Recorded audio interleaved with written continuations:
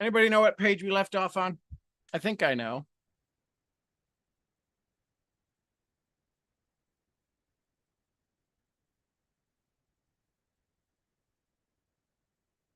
Okay, let's get started. I think it was page top 70 of page. maybe, Sean? Say again? 70? No, we finished that. We went over to page 72. Pretty sure. No, maybe not. Let me turn on another light here.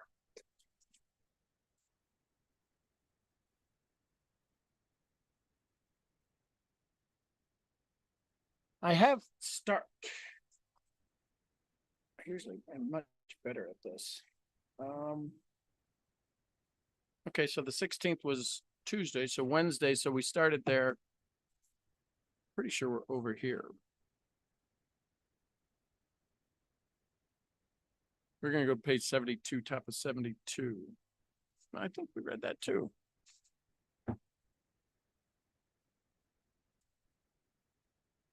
Well, we'll go there. Top of 72. A careful check-in.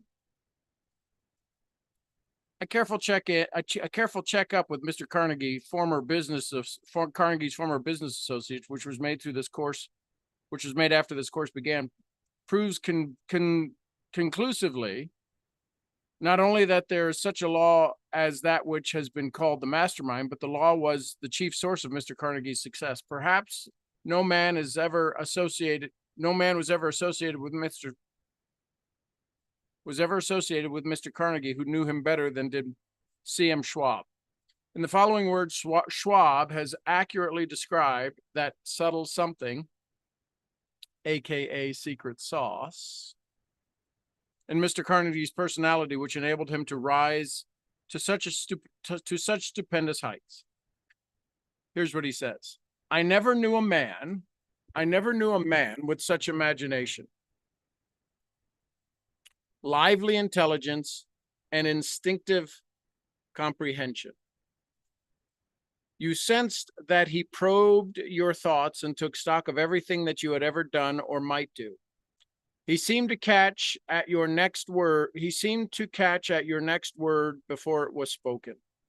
The play of his mind was dazzling, and his habit of close observation gave him a store of knowledge about innumerable matters. But his outstanding quality, from so rich an endowment, was the power of inspiring other men. Confidence radiated from him. You might be doubtful about something and discuss the matter with Carnegie. In a flash, he would make you see that it was right, and then absolutely believe it.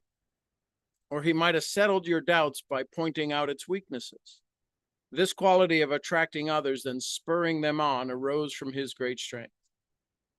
The results of his leadership were remarkable. Never before in history of industry, I imagine, was there a man who, without understanding his business,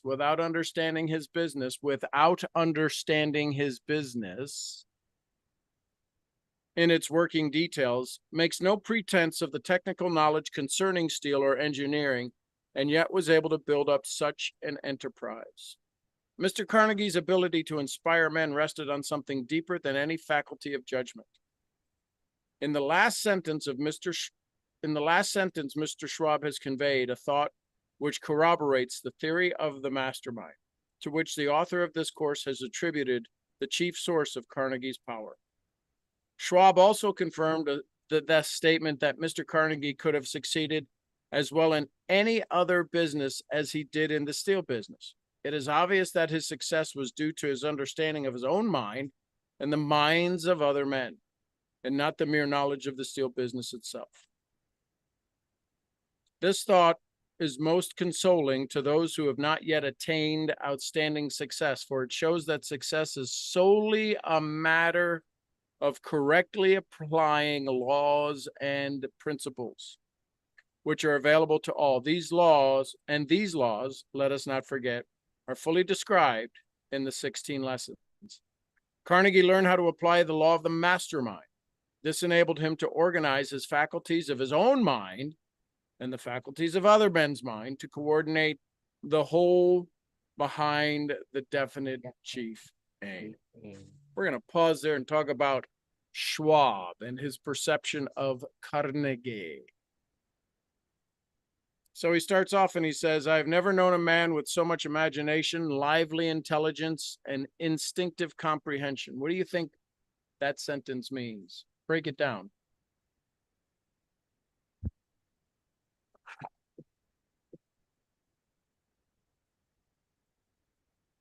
Imagination, right? We talk about, oh, his name will come to me in a moment.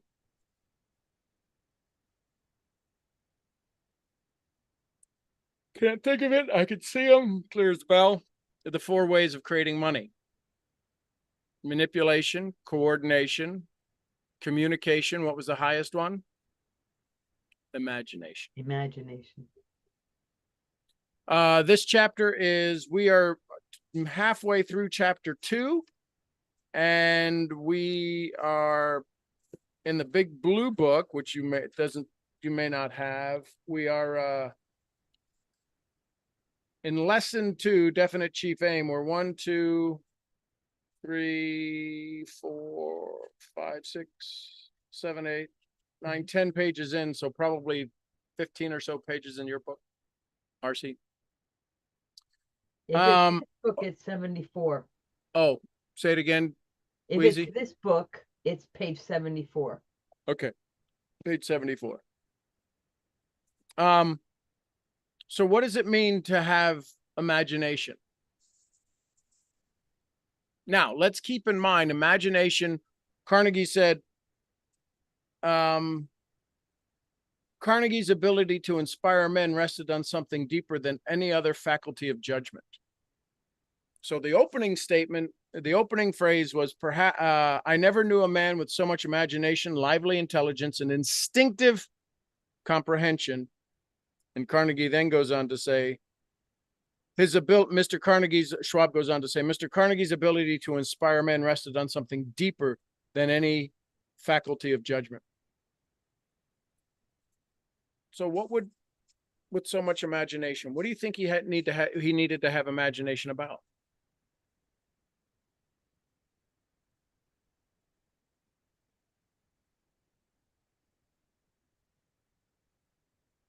Was it about to create dreams for others, to inspire them to see their dreams, to walk down the path with them, to shoulder some ideas and possibilities that may not have been at all important to Carnegie, but realizing that he needed to use his imagination to help inspire others?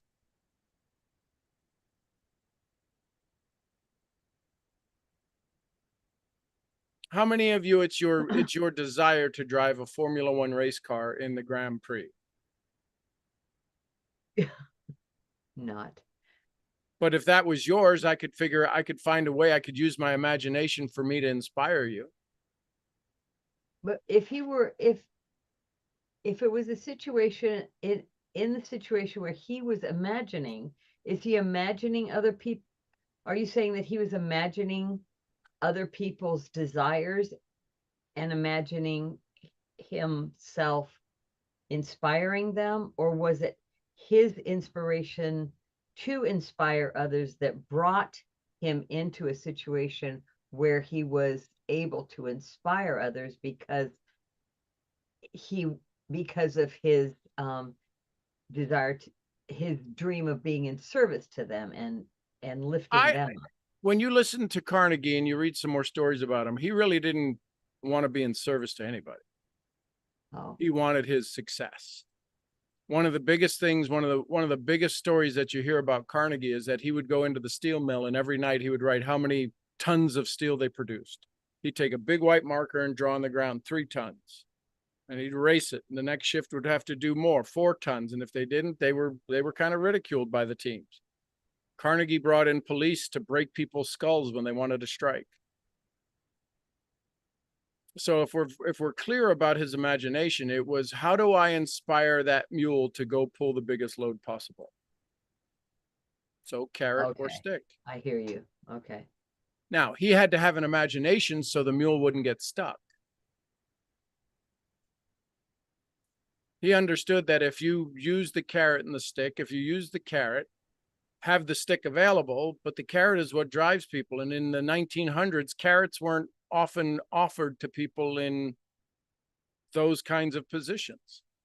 Now, he may have used imagination. His imagination was could have been get it done or you're fired. That's a good way to create imagination. Maybe not long-term success, but for one of the richest men in the world, it worked. Would Carnegie's ways work now? I doubt it. It was a different time. But the philosophy of a mastermind is still true. How you use it is based upon the current set of environments. So it takes imagination. The imagination that we have, we can imagine things Carnegie could never imagine. He couldn't imagine SpaceX. And we see it all the time. We don't even watch liftoffs anymore. We don't even watch launches anymore. If we catch it, oh, that's right, it's going launch. Okay, 5 minutes before it launches. Yes, go watch. Oh, there it goes. Wow, that looked like the last 30 of them. It's still fascinating when it comes back and it lands on the boat in the middle of the ocean. Are you kidding me? And now it's almost, it's not commonplace, but it's still, if somebody told me that, can you believe it? Musk just landed the 105th booster on the ship out in the sea. Wow, that's awesome. Right? So we become numb with our imagination. What we thought was impossible is now commonplace. Right? The first people who go up in the rocket, who go up in the spaceship and the starship, that'll be amazing. We'll all watch that because what is everybody kind of hoping for? Thing to blow up. Don't want it to blow up. But it's kind of like, why would you go to a Indy NASCAR race? Indianapolis 500. You go for the wrecks, not for the meow, meow, meow. So imagination. What do you think lively intelligence is? You got to remember, the guys who read the book and what do you call editors? Lively intelligence. What does that mean? I would imagine it meant very active and implemented intelligence, active and, because lively meant an activity, not just in those days. But somebody who's trying to rob a bank's got lively intelligence too. What do you think Carnegie's lively intelligence was? Active, but what does that mean? What does that sound like? Do you think he was reading? Do you think he was writing, listening to the radio? Where did he get his intelligence from? From his Isn't it Carnegie that put the libraries in place? Yes. So was reading important to him? Absolutely. Literacy was important to him, for him. So do you think he had scholars come in and sit and have roundtable sessions? I don't know. I'm expanding my imagination and what it could possibly mean to have lively intelligence. Well, he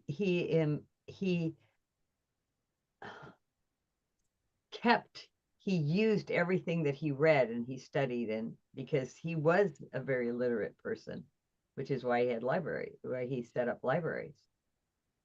And so he had a mastermind with his books, with his authors, whether they were there or not. What do you think instinctive comprehension was?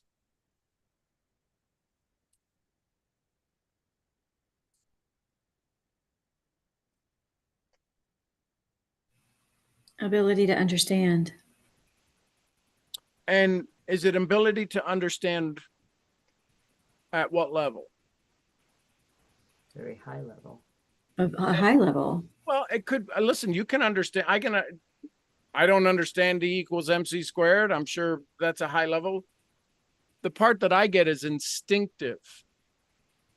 What does it mean to have an instinct? Doesn't it mean beyond knowledge? Naturally. Yeah, well, and naturally, but it's also something that you're kind of out on the edge, and there could be there's a very narrow space for you to operate in an instinct, right? It's kind of wired in, like it's a dog to bite. Well, it was instinctive for you to do that, for it to do that. But to have instinctive comprehension, there was a lot of people understood. He understood at a much deeper level, but he had this knack. It seems like he's had to me, instinctive means it was a seventh sense for him, beyond a sixth sense. But where did he get that from? Why do you think he was able to establish that? Could come back from his childhood. He didn't have his childhood probably wasn't, silver spoon, right? It wasn't. Some of it's Do faith. you think it could have been developed in his continuous use of imagination and research and I think that came before he ever had his first nickel. okay. Go ahead, RC. I think it came before his first nickel. I mean, he often talks about faith and a trust in leaders. Now, where did he get that faith? It could have been from childhood friendships. Yeah, could be. I mean, but it's a belief, though. It's also a belief. I mean, to a great extent, he willed stuff to happen, and it's all intertwined. Where it's like, he had this just unbelievable faith. I mean, because it's talked about like with even like I mean, he liked FDR. I mean, America at the time was very different. I mean, there wasn't really the divisive two parties and whatever. It wasn't that crap back then. So, you had a true sense of we're going to do this. Speaking of politics, if you read some of the stuff they promoted, they put out about each other's wives. Oh yeah. Like there were some there were some books that were not published, but yet they were circling. I forgot what that. Yeah, some of the stuff was pretty vulgar. Crazy. But did his parents? And again, we're all speculating unless you truly have read and I haven't read the biographies of Carnegie and Hill and that. I've read a lot on Hill, but Carnegie not so much. I mean, the political aspects of it, yes. I mean, because like I have an interest in that, and whereas he was very involved, but also from the involvement of money buys power. I mean, it's self-serving, completely. So whereas he got to get the ear of those the people of the times, and in power. So and to have all of this and not know how to make steel. Right. He worked as a laborer. It's not that he was born into any riches or wealth, but somewhere along the line, he picked up somewhere he had a mentor. It's kind of like Charles Hannell, where we find out that was kind of he played a mentorship role for Hill and Dorothea Brand and all of these other speakers that you hear about that I learned through Russell Brunson. So it's just interesting to see that one sentence we can start to figure out and look at and say, well, what do I have that I use so much imagination on? What do I have that I use a lively intelligence about? And what do I have that I have instinctive comprehension? What's the thing that you do so well that you could do so well? This is your DMP, right? That's what this is. That's what this chapter is, definite chief aim. And we've heard many times already in the book where it says it didn't matter what Carnegie wanted to do. When he created the mastermind, they could have done it in gas. They could have done it in oil. They could have done it in a variety of any fields because of the philosophy of the mastermind.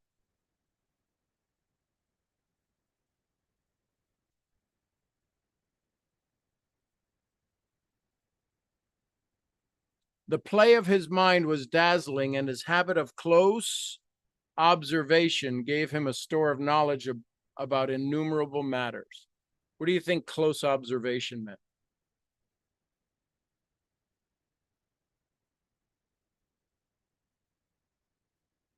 Was he, maybe he was bullied as a child and he learned human characteristics.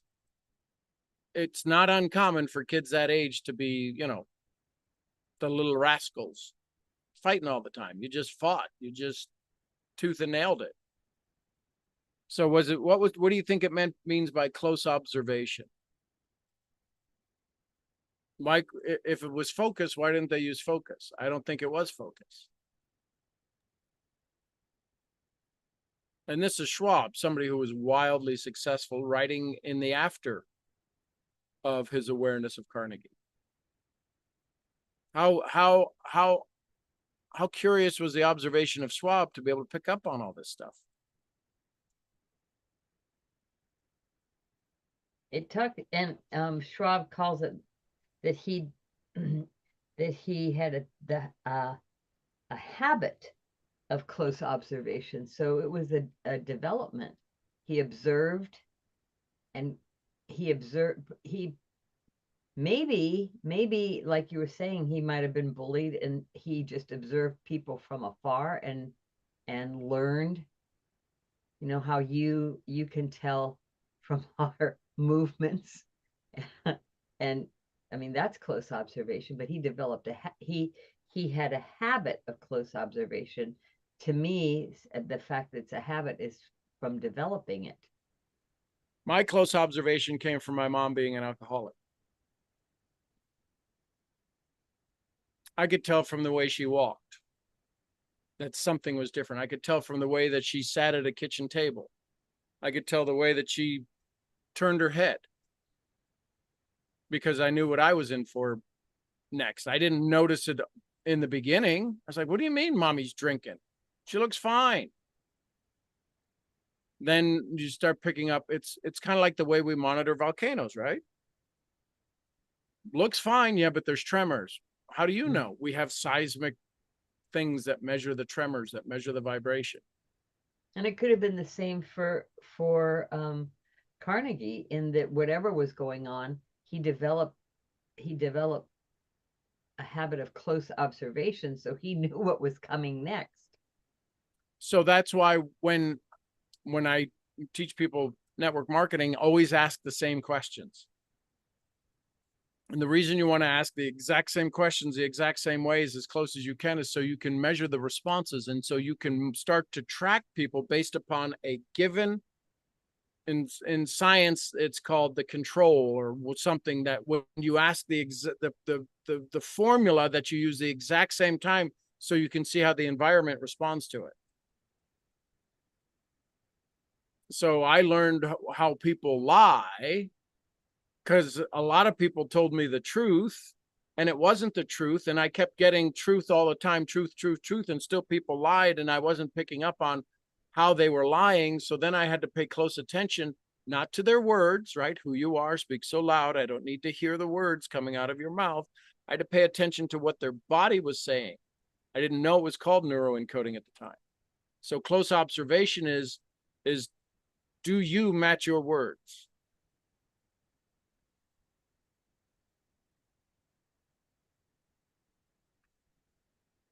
But his outstanding quality, from so rich an endowment, was the power of inspiring other men. How do we inspire people?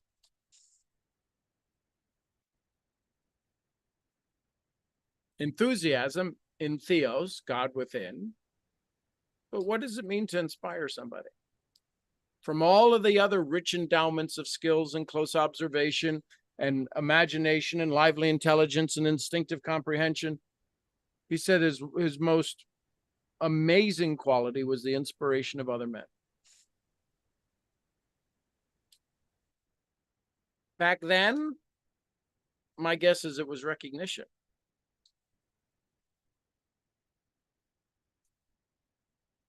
Saying you did a good job, right?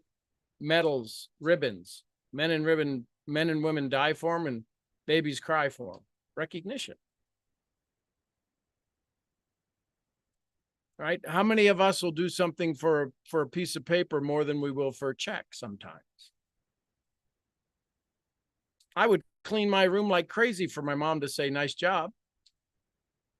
She tell me to clean it? Not a snowball's chance in Haiti. I'd put up half a field of fence by myself. We'd go do Herculean things by ourselves because we want somebody to go, oh my gosh, I can't believe you did that. Us getting an attaboy, attagirl, way to go, nice job, you're amazing. For a lot of people, especially today, one of the things that I have to become aware of is how quickly I can make somebody feel good. And if, depending upon their age and their sex, to not be confusing. Right? Some of the younger gals on the call, and they go, where are you learning all of this stuff from? Oh, well, there's a guy in Arkansas. Oh, yeah, a guy? How old is he? I don't know. He's like, him and Moses are the same age. And you're talking to him and he's talking to you. What's going on here? Why? Hey, wait a minute, right? That's society. So I record all the calls I have with those conversations just in case somebody goes, My online friends. my online friends, you know, and this guy, we're going to his ranch. You're not even going to a hotel. No, he's got tents. No, you ain't going. He's got a lake. Oh my God. They have all the white robes we need to wear. Wait. He added that part, folks. I did add that part, yes. The rest of it's true. And he's bringing in RVs and he has places where we can stay in RV. Oh my God. I can't. When you hear it from that perspective, in its little, anyways, his ability to inspire men rested upon something deeper than faculty of judgment. What do you think his ability to inspire men rested on? That was deeper than judgment.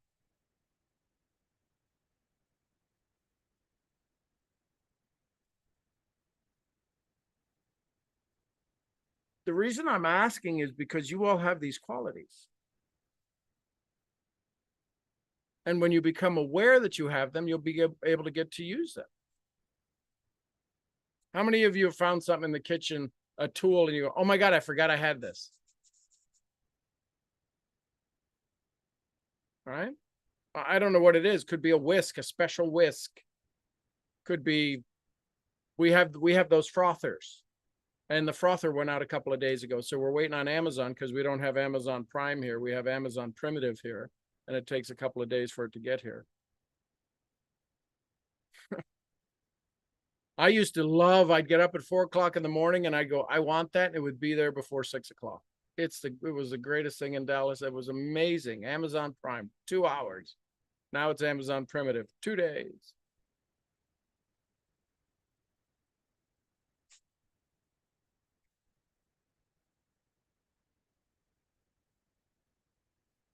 So, and this is all about definite chief aim. Carnegie had the ability, I think his lively intelligence was to be able to help coordinate the harmonious connection of people. I bet he told a lot of stories. I bet he created the competitive edge in people. Well, you know, Billy Bob just did this. Well, I could do that. Well, maybe you should go do that.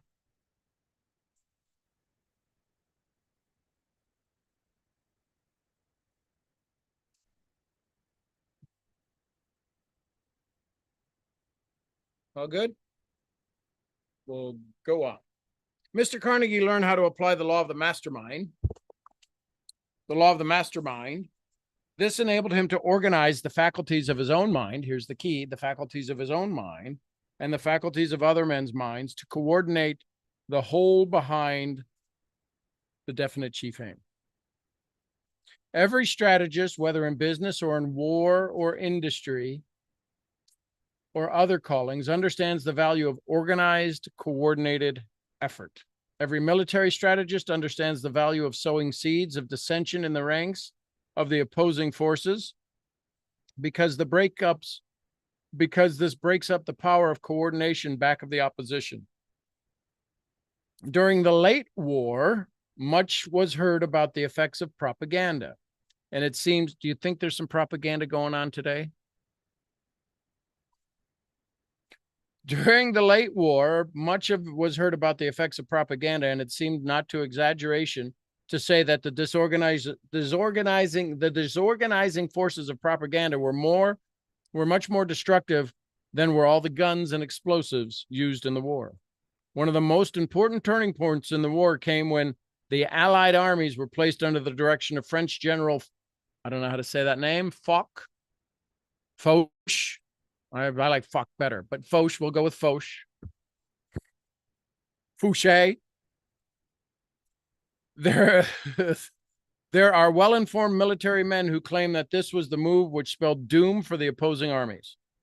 Any modern railroad bridge is an excellent example of the value of organized effort because it demonstrates quite simply and clearly how thousands of tons of weight may be borne by a comparatively small group of steel bars and beams so arranged that the weight is spread over the entire group.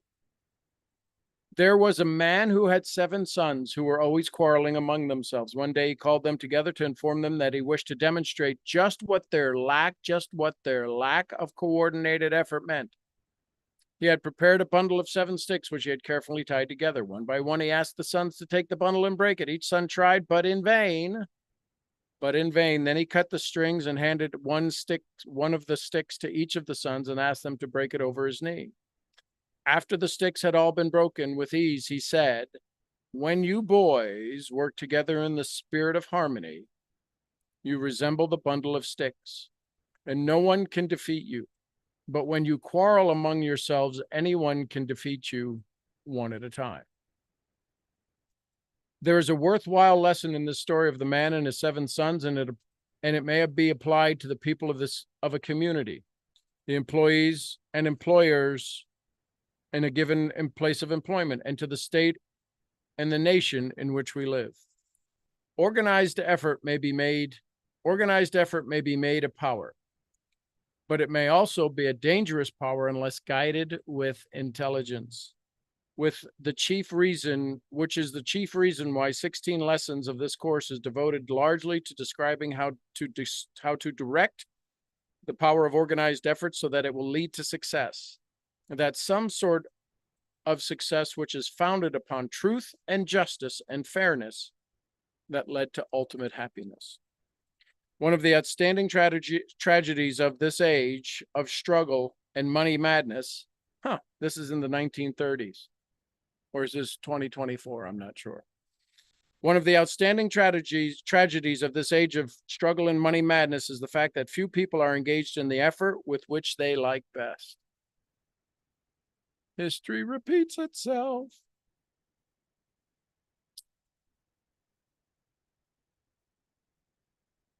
One of the objects of this course is to help each student find his or her particular niche in the world's work where both material prosperity and happiness and abundance may be found.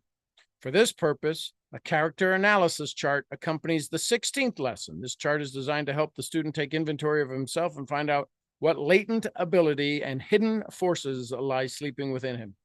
The entire course is intended to be a stimulus to enable you to see yourself and your hidden forces as they are, and to awaken you to the ambition and the vision of determination to cause you to go forth and claim that which is rightfully yours. What did Bob Proctor say? What was the name of one of his big books? You Were Born Rich. To claim what is rightfully yours.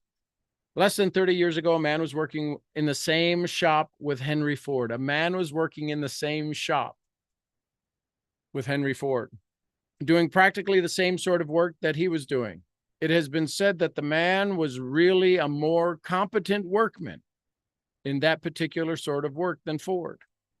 Today, this man is still engaged in the same sort of work at wages less than $100 a week, while Mr. Ford is one of the world's richest men. Without outstanding difference there is between the two men, what outstanding difference is there between the two men which has so widely separated them in terms of material wealth? Just this. Ford understood and applied the principle of organized effort, while the other man did not. The principle of organized effort, aka a mastermind. You look at all of these, the uppity ups in network marketing who go to the mastermind with Eric Worre, who go to the mastermind with Ed Mylott, who go to the mastermind with Dr. Joe Dispenza. They all go to some place to sharpen their saw. They all pay somebody to say, tell me what I already know, but tell me in a way that inspires me to do what I already know I can do. Eric Worre doesn't know anything more about network marketing than the 7- and 8-figure income earners that are there. Why do they go? Because he has a way to organize their effort. That you may gain a still more concrete vision of just how this principle is organized organized effort can be made powerful. Stop for a moment and allow your imagination to draw a picture of what likely be the result if every newspaper and every Rotary Club and every Kiwanis Club and every advertising club and every women's club and every other civic organization of a similar nature in your city or any other city in the United States should form an alliance for the purpose of pooling their power and using it to the benefit of all of the members of the organization. What would happen if competition left? What does it say in the mantra in Science of Getting Rich? We must move from the competitive world to the cooperative world. Power is organized effort, has already been stated. Success is based upon power, period. It's based upon power. Size of your net worth is the size of your network. Your network is your power. Your mastermind is what allows you to activate the power. That you may have a clear conception of what is meant by the term organized effort, I have made use of the foregoing illustrations for the sake of further emphasis. I'm going to repeat the statement that the accumulation of great wealth and attainment of any high situation in life, such as constitute what we ordinarily call success, are based upon the vision to comprehend and the ability to assimilate and apply major principles of the 16 lessons of this course. Kenwood, we're reading a book by Napoleon Hill called Law of Success, the manuscript. This is what it looks like on Amazon. But there's other books. Some of the other people have other versions of the book. They can hold up their version, and you can see those as well. Based upon the abilities to assimilate. This course is in complete harmony with the principles of economics and the principles of applied psychology. You will observe that those lessons, which depend for their practical application upon knowledge of psychology, have been supplemented with sufficient explanation and of the psychological principles involved to render the lessons easily understood. Before the manuscripts of this course went to the publisher, they were submitted to the foremost bankers and businessmen of America, and they might be examined, analyzed, and criticized by the most practical type of mind. One of the best known bankers in New York City returned the manuscripts with the following comment. I hold a master's degree from Yale, but I would willingly exchange all that this degree has brought me in return for what your course on the law of success would have brought me had I been afforded the privilege of making it part of my training while I was studying at Yale.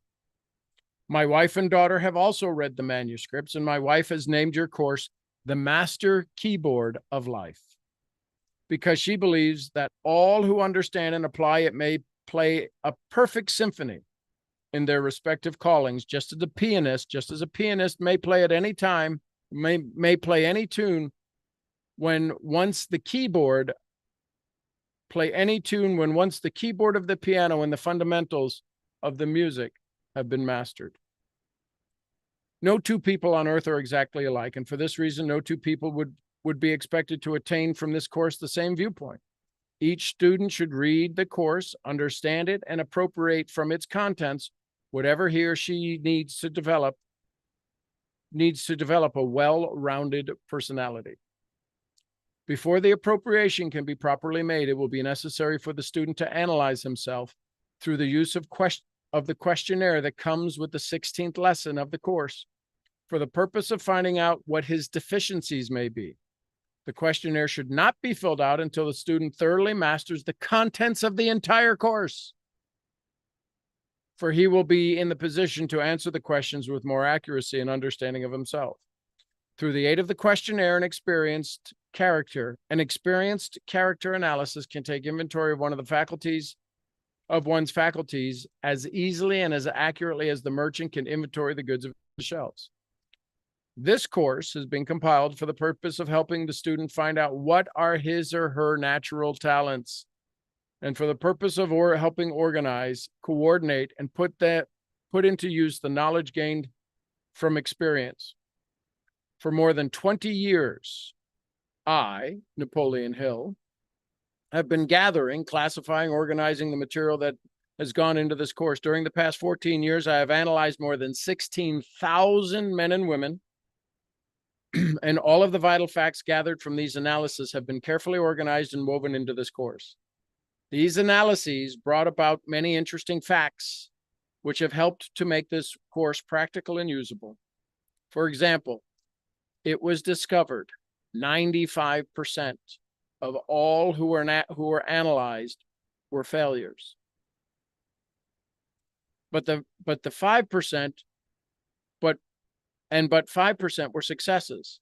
By the term failure is meant they had failed to find happiness and the ordinary necessities of life without struggle that was almost unbearable. So they were having stuff, but the struggle and the pain and the suffering, it was failure. Perhaps this is about a portion of successes and failures that might be found in all people of the world who were accurately analyzed. The struggle for mere existence is terrific among people who have not learned. The struggle for mere existence is terrific among people who have not learned how to organize and direct their natural talents. While the attainment of those necessities, as well as the acquiring of many of the luxuries, is comparatively simple among those who have mastered the principle of organized effort. One of the most startling facts brought to light by those 16,000 analyses was that the discovery of 95% who were classed as failures were in that class because they had no definite chief aim in life. Harvard did a study in the 70s. Same thing. While the 5% constituting the successful ones not only had purposes that were definite, but they had also definite plans for the attainment of their purposes. Another important fact disclosed by these analyses were that the 95% constituting failures were engaged in work they did not like, did not want, while the 5% constituting the successful ones were doing what they liked best. It is doubtful whether a person could be a failure while engaged in work which he liked best. Another vital fact learned from the analyses is that all of the 5% who were succeeding had formed the habit of systematic saving of money, while the 95% were failures, saved nothing. This is worthy of serious thought. One of the chief objectives of this course is to aid the student in performing his or her chosen work in such a manner that will yield the greatest returns in both money and happiness. And we're going to end there, and we're going to start the definite chief aim part tomorrow. Questions, comments, thoughts? What hits you? What do you hear?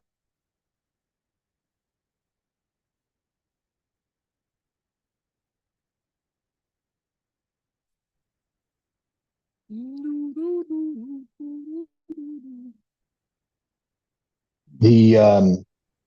the mastermind bit and about with Carnegie and talking about, the round table of people that he assembled, etc.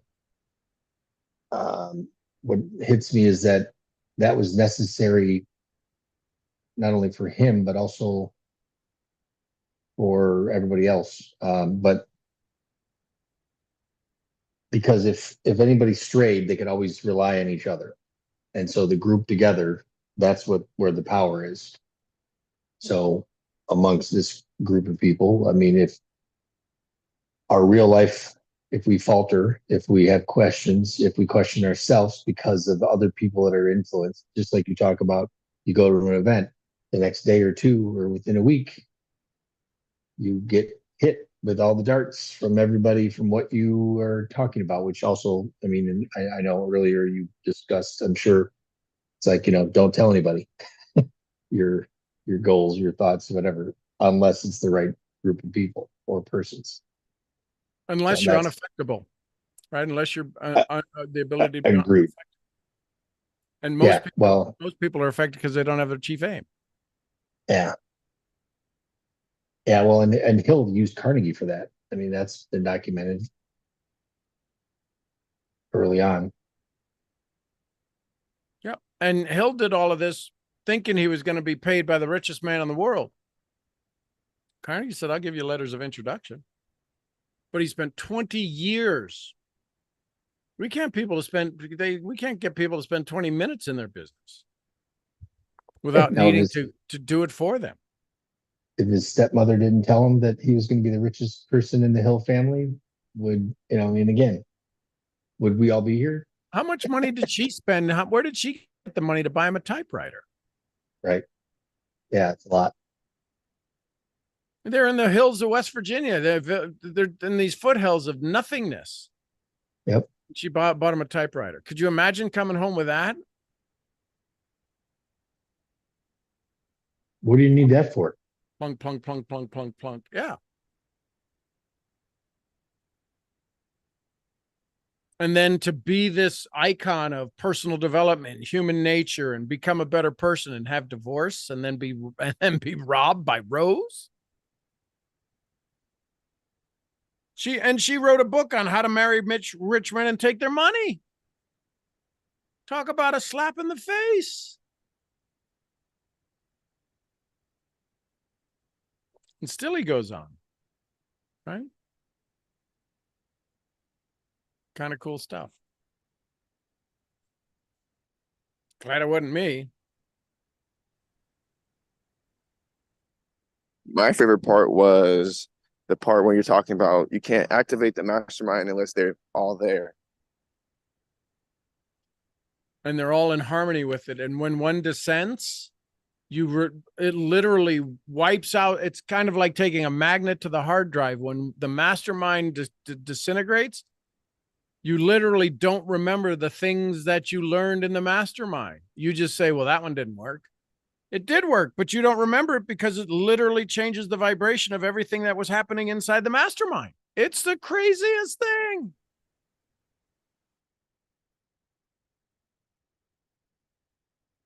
And for somebody to be telling us all of these secrets in the 30s, 1930s, almost 100 years ago,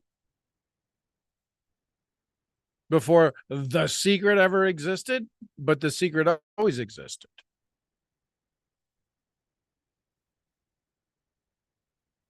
Very cool. Keep plugging away at your definite chief aim. That's what the law of Life Navigator series is to help you do. Plug away. And going through chapter 1, module 2, you're getting an awareness of what it means to ask the premise, the ideal outcome, the driving motivation. And you'll be surprised at how fast you'll start to decide what it is you will do and what's your non-negotiables. Love it, love it, love it. Last thoughts, comments, questions, takeaways, take with yous.